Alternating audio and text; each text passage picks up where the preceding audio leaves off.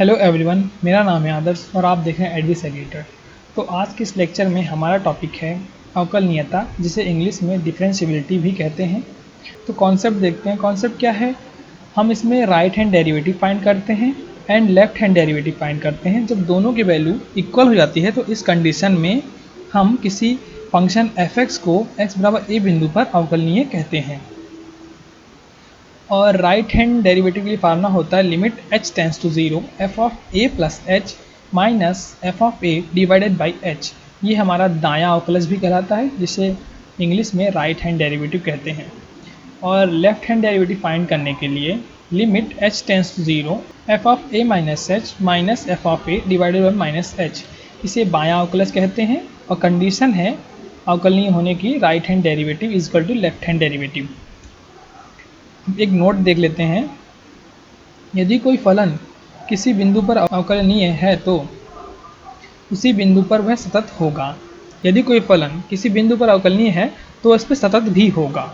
यह कंडीशन होती है और यह आवश्यक नहीं है कि किसी बिंदु पर सतत फलन उसी बिंदु पर अवकलनीय हो। मतलब अगर फलन अवकलनीय है तो सतत होगा, बट सतत है अवकलनीय हो ये ज़रूरी नहीं है।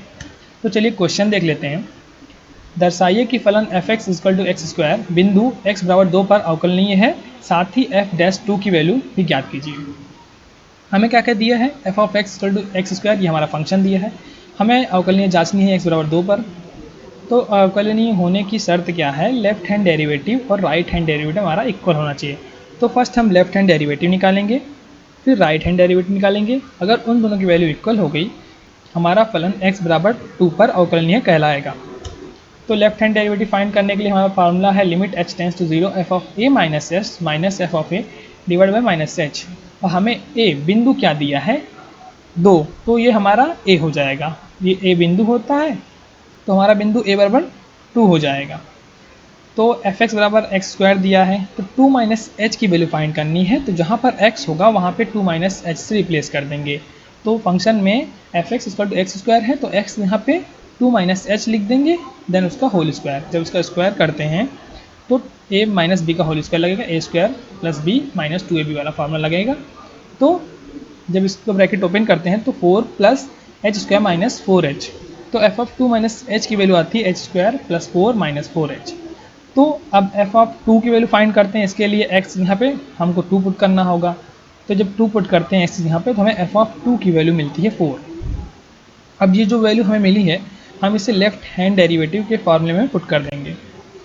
तो अब हम लेफ्ट हैंड डेरिवेटिव में f ऑफ 2 माइनस h और f ऑफ 2 की वैल्यू पुट कर देंगे। उसके बाद हमें ये एक्सप्रेशन मिलता है। अब ऊपर वाले में माइनस h कॉमन ले लेंगे। ये वाला माइनस h ऊपर वाले माइनस h से कैंसिल हो जाएगा। तो हमें यहाँ पर मिलेगी limit h tends to 0 4 minus h। जब h की वैल्यू 0 पुट करते हैं यहाँ पर, लेफ्ट हैंड डेरिवेटिव की वैल्यू मिलती है 4। अब राइट हैंड डेरिवेटिव फाइंड कर लेते हैं। राइट हैंड डेरिवेटिव फार्मूला होता है f of a plus h minus f of a divide by h। तो अब हम f ऑफ 2 प्लस h निकालेंगे। फंक्शन में x यहाँ पे 2 प्लस h पुट करेंगे तो इसका होल स्क्वायर करेंगे तो हमें f ऑफ 2 प्लस h की वैल्यू ये मिलेगी एंड f ऑफ 2 की वैल्यू हमें पहले से ही मालूम है। अब इसको उठा करके हम फार्मूले में पुट करेंगे। तो राइट हैंड डेरिवेटिव की वैल्यू हमें मिलती है, ये जब वैल्यू पुट करते हैं इन्हें सॉल्व करने पे हमें वैल्यू मिलती है 4।